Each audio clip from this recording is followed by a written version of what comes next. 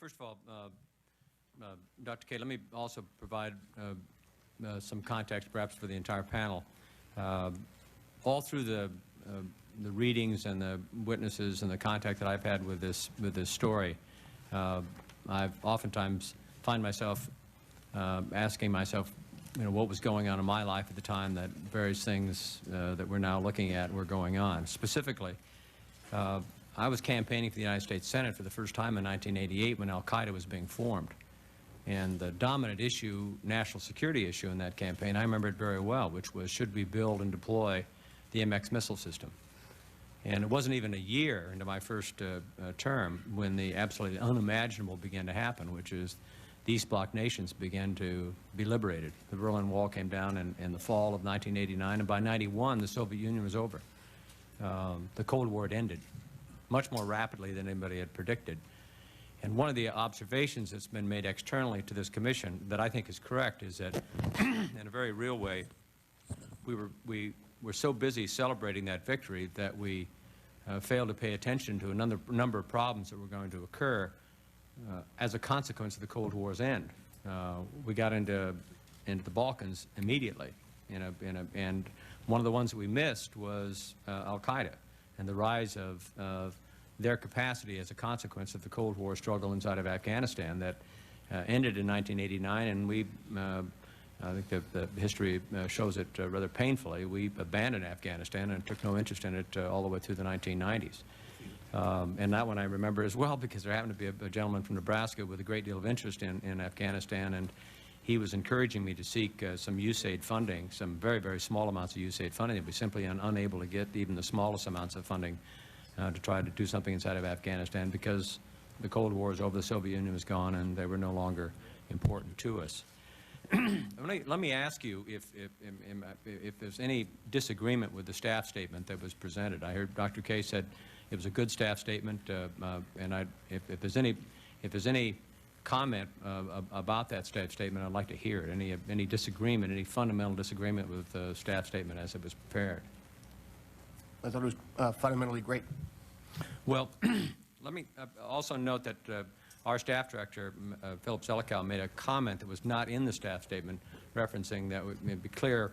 We do, some of the stuff we've learned later, but the thing that concerns me the most is that an awful lot of this was known at critical times and not delivered to key policymakers. I mean, for example, the whole connection between al-Qaeda and the battle for Mogadishu on October 3rd and 4th, 1993, that connection is enormous. And we've heard from President Clinton through President Bush's representatives that one of the problems dealing with bin Laden was that the American people wouldn't give us permission to do what we had to do to end the sanctuary in Afghanistan until after 9/11.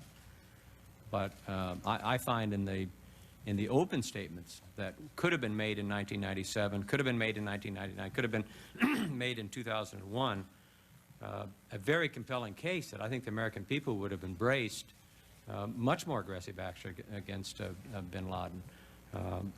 Let me ask Mr. Fitzgerald, you a couple of questions in that regard. You say in your statement, and I wish you had read your statement because it's an excellent statement, that we knew that al-Qaeda were expert forgers, that they could produce quality visa stamps and other documents. You made that comment, that statement. When did we know that? We certainly knew that in 1998, and I can tell you that in the indictment we filed publicly in the fall of 1998, we laid out that the al-Qaeda structure, if you look at my statement, it's a digested version of what we put in a public indictment. And in fact, in that same indictment that was filed in the fall of 1998, that was public, and later tried in 2001, we made clear that we believed al-Qaeda was responsible for the attacks on the American forces in Somalia. So that to the extent that there's any concern that that wasn't in the public domain, we put it in a court document and tried it. I don't think it got a lot of attention in the media, but it wasn't something that was hidden. Well, we've found, though, that the public statements to the contrary by federal agencies that all 19 of these individuals came through on forged documents. Does it cause you some concern that since we knew it in 1998 that neither INS or consular office, there was no strategic plan on our part? We heard Dr. K describe al-Qaeda with a strategic plan, that we appeared not to have a strategic plan, to deal with these kinds of vulnerabilities, knowing that they were capable of producing forged visas and passports, knowing that bin Laden by 1992 had identified the United States of America as the enemy that he was going to go after. Do you not think that information should have been delivered to the INS and our consular office so they could begin to develop some sort of defensive mechanism to make sure that we had the capacity to identify forged documents? I don't know what was delivered in what form to the immigration officials. I can tell you that that was not a hidden secret. I mean, it was in open court. We had testimony to it in open court.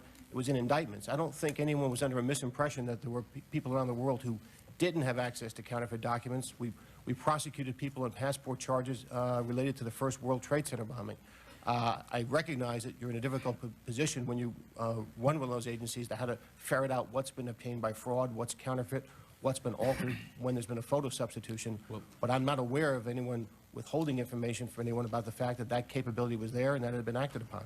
Well, I'm going to ask Dr. K. I think you were how long were you in the CTC? You were. I've been in 7.5 years. I mean, we've been told that there was a comprehensive analysis of UBL that was done in January 1997. Correct. Were you part of that analysis?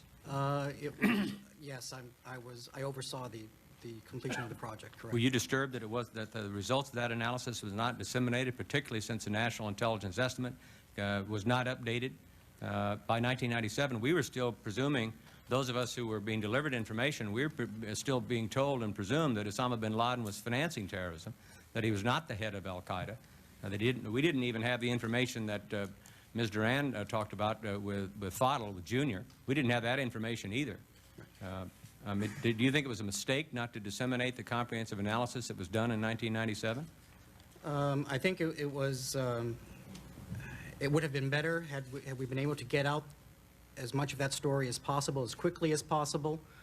We were unable to. The project that that's mentioned at the time it was completed, and completed means essentially it was in draft, was not in a form that was suitable for outside consumption, and it needed to be prepared in such a fashion that it would be manageable, easily digested, and understood by the policymakers. Well, I'd like to at some point pursue that, because the stuff that we were being given was, I think, too easy to digest. And we had reached the wrong conclusions based upon the information that that was being delivered to us. I'm going to give you one of them that we've heard over and over and over from federal people, again from President Clinton through President Bush. We were focused on over there, not here. We've heard that from FAA administrators to National Security Council. We were focused over there, not here. But Wadi al-Hajj and Ali Muhammad were arrested in the United States, members of al-Qaeda in 1998. Do you think there was any basis for policymakers to be reaching the conclusion that we didn't have anything to fear from al-Qaeda inside the United States? That we should focus our attention overseas, not inside the United States? And Mr. Fitzgerald, don't you think the arrest of those two individuals indicates that they had great capacity to get inside, to penetrate the United States, and that we might have vulnerabilities here as well? Again, given the public statements that bin Laden was making as early as '96 about wanting to attack the United States. I think it was clear and public from 1996 forward that war had been declared upon the American military, and from February '98 that bin Laden had declared war upon the American civilians anywhere in the world. And I think the arrest of Mr. al-Hajj was public in September '98, and the arrest of Ali Muhammad became public shortly thereafter. And much of what, for example, Mr. al-Fadl, known as Junior, his identity was kept secret until a trial. It was one of we were very proud it didn't leak, but the information he gave describing how al-Qaeda operated and the various committees, the Fatwa Committee, the Military Affairs Committee, the Media Committee, all that was laid out in very, very much detail in an indictment and many of the instruments and pleadings in that court. So it was public. Only his name was withheld. Well, you've said something that I think is very important, which is that we were relying upon secret information, and the better information was the public information. In fact, the President, the very famous August 6th presidential daily briefing, it had been better if you'd have gone and briefed him and delivered the public information that you had about the trial, because there was more content in there. It was more clear from the trial who Osama bin Laden was, what he intended to do, than the briefing that the CIA prepared for the President trying to tell him the same thing. So the open source information was more reliable than the secret information.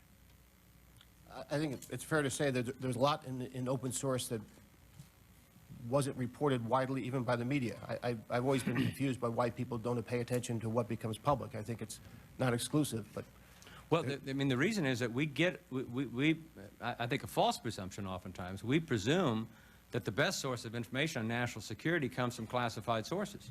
In this case, I think it turned out to be incorrect. I don't think we were given a clear enough picture of who Osama bin Laden was and what his intents were. I mean, can you describe what, actually I got one very specific question that came from the record of the trial that I'd like to ask you, of the embassy bombing, that the United States, that at the time that we were in the trial documents now, this is not me getting any secret information, that we were intercepting a telephone conversation of an al-Qaeda operative in Nairobi, which, by the way, I think does a little damage to this idea that, gee, this was a very hard target and we couldn't penetrate it at all. We were penetrating.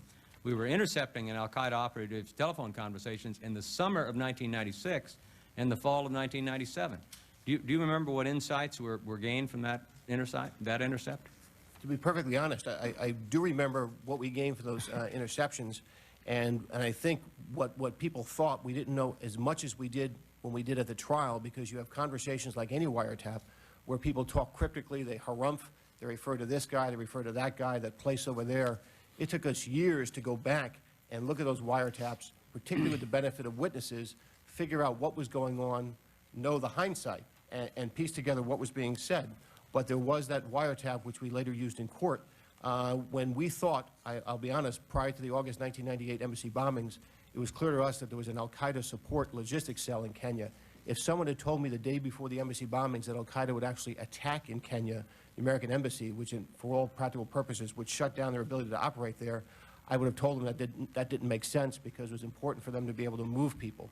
So there were efforts made. There was a search done of the place where that telephone was being operated in August 1997, which yielded great intelligence information that was put to good use. As well as documents, I think the FBI, and again from the trial documents, didn't the FBI and the CIA go into the residence and get additional documents out of the residence? Yes, but I think the one thing that the trial might distort is that the trial was in 2001, and what we put in from the wiretap and the documents and pieced together was a result of 3 years of work of agents such as Agent Doran and the agents seated behind me, so that there was good information coming off that wiretap and that search, but we knew a lot more with 3 years of studying it that was then put in the public record at the trial.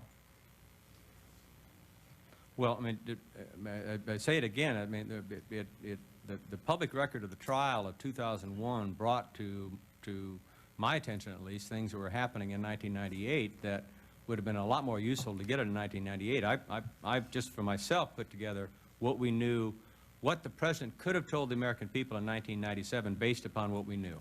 If it was a briefing of the Congress and the American people, here's what we know about bin Laden and al-Qaeda in February 1997. Here's what we know in February 1999. Here's what we know in February of 2001.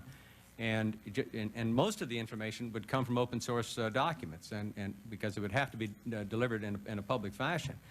And I think it obliterates this idea that we had to wait until 9/11 to be able to knock down sanctuaries, to be able to go to the world and get public opinion on our side as well, that we're dealing with somebody who is not trying to attack the French, not trying to attack the Germans, not trying to attack anybody but Americans, and had been very successful dating all the way back to 1992. And we heard in the staff statement something that again, I think we have to understand what was available at the time. But I would say 70% of it was available in February 97. 90% was available in 1999, and 100% was available in February 2001. So I turn to Dr. K and Ted Davis here. You're there now. I mean, what do we need to do to make certain that we get this open source information to us, so that policymakers are not heavily reliant upon classified information to a point that they're not able to get from open sources the very things that they may need in order to respond. If I could just make one comment. I think, and I'll go back to your original question to me about that comprehensive report on bin Laden. That was only one piece of production that we in the Counterterror Center were producing on bin Laden. We as I think the commission has seen from the record of production from us, the message, I think, about the threat posed by bin Laden was out there to the policymakers, based on both clandestine and overt sources. We did extensive analysis of the fatwas that came out publicly, and that information was provided to policymakers. Now, again, that's what happens after that is somebody else's responsibility. Well, I'm done here, but I think it was an enormous mistake not to update the NIE and to presume that, well, gosh, we knew what was going on. I think it was a huge mistake, because that's, as far as I'm concerned, that's the gene code that determines how we judge what threats are out there. And it should have been updated in 96, 97, and 98, and it was an enormous mistake that it wasn't.